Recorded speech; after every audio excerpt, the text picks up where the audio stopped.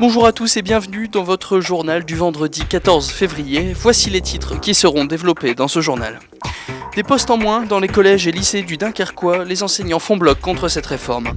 Avertir les travailleurs étrangers du terminal méthanier avec des tracts, c'est ce qu'ont essayé de faire une quinzaine de syndiqués ce vendredi matin. Et enfin, nous consacrerons la fin de ce journal à la fête des amoureux, la Saint-Valentin.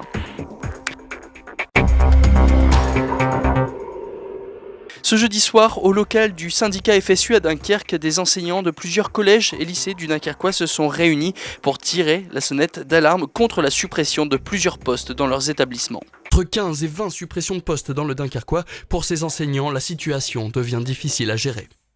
Nous, on dénonce les suppressions de postes, les enseignants qui doivent faire leur travail dans 2, 3, 4 établissements différents, avec des conditions de travail dégradées pour les enseignants, mais ça retombe forcément sur les élèves, parce que l'énergie des profs n'est pas inépuisable. À la base, cette modification de poste devait créer plusieurs emplois, mais tout le monde n'est pas du même avis. Ce qui est surtout créé, c'est des heures supplémentaires. Donc des surcharges de travail pour les enseignants qui doivent se retrouver avec plus de classes, plus d'élèves à gérer. Alors les heures supplémentaires, ça fait du salaire en plus, mais ça fait pas de l'énergie en plus, ça fait de la fatigue, voilà. Et nous, il faut qu'on soit à 100% pour les élèves. Dans le Gravelinois, le lycée Pierre et Marie Curie, par exemple, sera directement touché et des classes risquent de fermer dans les secteurs adaptés. Les élèves du lycée vont continuer d'aller dans le collège classique, sauf que ce qui va se passer, c'est que les élèves de SECPA qui pouvaient intégrer notre collège vont devoir aller soit à Bourbourg, soit partir sur Grande-Synthe. Et ça engendre des frais supplémentaires pour la collectivité, pour nos impôts. Et je trouve ça inadmissible. Et en plus de ça, on a cassé la dynamique qui était mise en place en SECPA.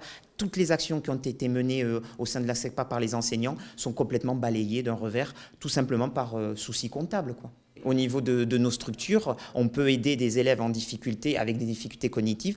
Bourbourg va avoir une surcharge d'élèves. D'ailleurs, on l'a constaté, puisqu'en fait, on a quelques élèves de Bourbourg qui nous reviennent dans le milieu ordinaire. Cette année, là, il n'y a même pas 2 jours, on a dû intégrer un élève en 6e ordinaire, alors qu'il bénéficiait d'un enseignement adapté en SECPA. Donc il y a quand même un couac. Après plusieurs opérations collège mort dans le Dunkerquois, les enseignants ne s'opposent pas à d'autres grèves et à des manifestations dans les semaines à venir. Ce vendredi matin, une quinzaine de syndiqués menaient une opération de tractage devant l'entrée du terminal méthanier.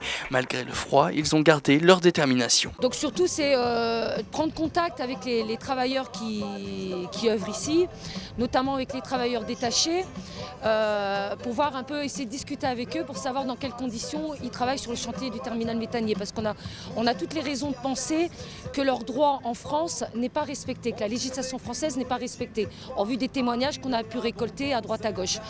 Donc là, on distribue des tracts en plusieurs langues pour les informer de leurs droits et surtout d'instaurer surtout un climat de confiance, parce que ça prend du temps, discuter avec eux, surtout que la dernière fois, il y a quand même eu des pressions de la direction du terminal pour que ces salariés ne discutent pas avec nous. On a même des salariés qui ne sont pas venus travailler, on leur a interdit de venir. Alors il y a portugais, italien, espagnol. On avait roumain aussi, mais malheureusement, les travailleurs roumains qui devaient arriver ne sont pas là. Voilà. Là, on a beaucoup de travailleurs italiens qui arrivent. Italiens, portugais, mais beaucoup d'italiens. On ne va pas s'arrêter là. Ce qu'on veut dénoncer aujourd'hui, c'est le dumping social. On ne va pas s'arrêter là. Les archives municipales de Gravelines organisent tout au long de l'année différents ateliers à la demande des écoles. Jeudi, il était consacré à l'héraldique, une science auxiliaire de l'histoire. Créer un blason à son image, c'est la mission des élèves de CE2 de l'école du Sacré-Cœur. Durant 2 heures, le service des archives municipales les a initiés à l'héraldique, l'étude des blasons. Ils ont fait de l'histoire à l'école, ils ont un petit peu appris la période du Moyen-Âge, les chevaliers. Donc nous, ça permet d'aborder cette même période d'une autre manière, au travers des blasons et puis de la sigillographie, donc les sceaux. Alors, à quoi ça sert? Pourquoi on les met, ces logos? Pour les reconnaître. Pour les reconnaître. Qui utilisait les blasons? Les rois. Les rois et les chevaliers. Et quand est-ce qu'ils utilisaient ça? Tu l'as dit? À la guerre. Et puis quand ils ne faisaient pas la guerre, ils s'entraînaient lors de tournois. L'héraldique, c'est une science. donc avec des règles bien particulières, et notamment les règles des couleurs. Donc ça permet aux enfants, quand ils construisent leur propre blason, de le faire avec des techniques et des règles très précises. Ensuite, ce qu'il faut savoir, c'est qu'en héraldique, il n'y avait que 6 couleurs. 6 couleurs qui étaient divisées en 2 catégories. L'héraldique leur permet de mieux comprendre l'histoire de leur ville et de ses armoiries. Le blason de la ville, il a été autorisé donc, par Louis XVIII. On a repris le lion de Flandre.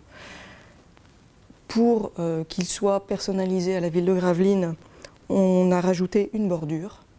Et ensuite, plus tard, on a eu les chaînes et les cadenas qui correspondent aux portes d'entrée de la ville de Gravelines, les fortifications et puis la croix de guerre. Un atelier qui permet d'aborder l'histoire de manière ludique, tout en sollicitant sa créativité.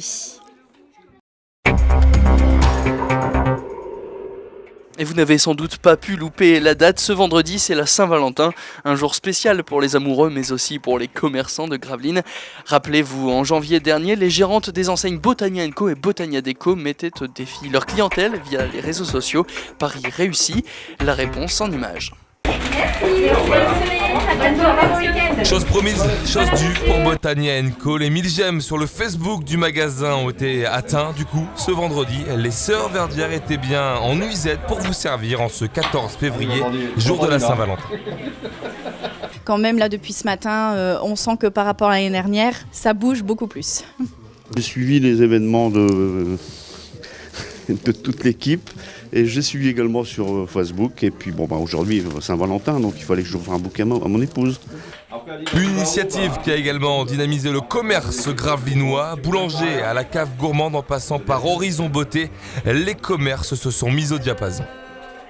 On veut profiter de ça, de ce pari, pour vous rallier à nous et puis justement pour faire parler de vous, de Gravelines, du centre-ville et des commerçants entre guillemets qui peinent tous les jours et qui se battent tous les jours aussi pour vaincre la grande distribution qui nous mange. Faut vraiment dire le mot, qui nous mange tous les jours.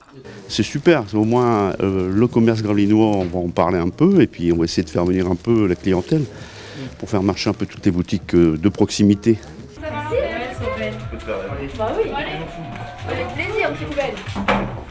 Coup de projecteur réussi et on peut s'attendre à retrouver d'ici sous peu ce type d'initiative dans les commerces gravelinois, tant mieux.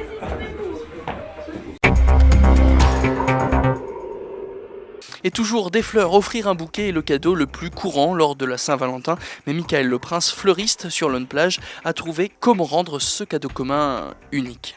Michael Le Prince est le seul fleuriste à pratiquer le marquage sur fleurs, un moyen original pour faire passer un message. Donc vous pouvez écrire tout ce que vous voulez sur la rose, jusqu'à éventuellement imprimer une photo.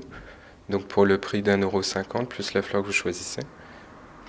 J'ai déjà eu de tout en photo. Après, les phrases, non, ça reste vraiment les joyeux anniversaires, les dates qui se sont rencontrées ou des choses comme ça en fait. Lors du marquage, la fleur ne s'abîme absolument pas. L'appareil utilisé est adapté à la forme de la rose.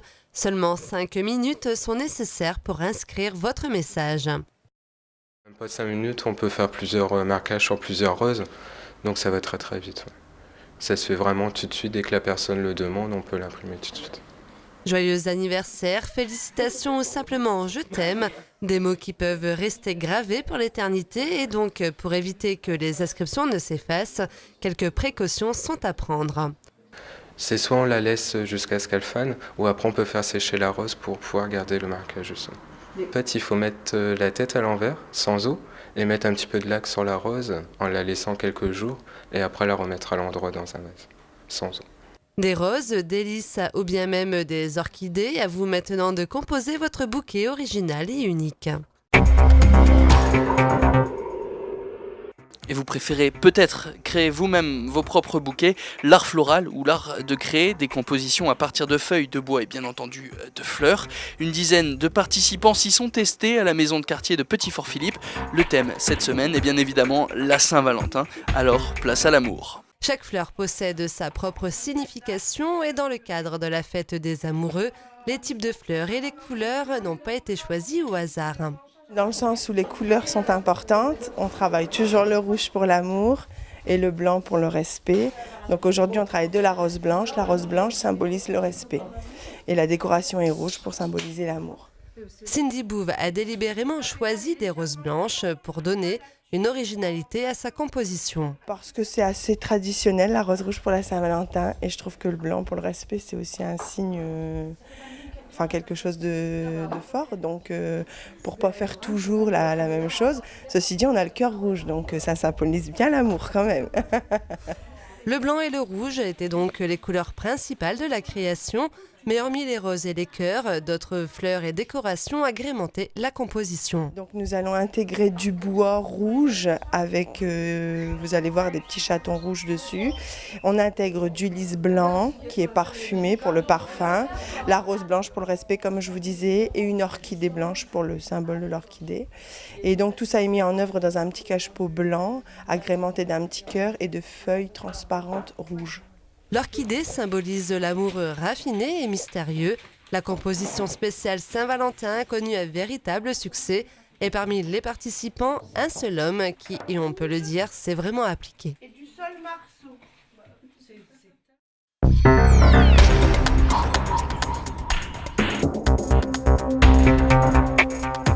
C'est la fin de ce journal, merci à tous de l'avoir suivi. Tout de suite, vous avez rendez-vous avec C'est vous qui le dites. Michel Villers vient à votre rencontre sur le marché de Gravelines.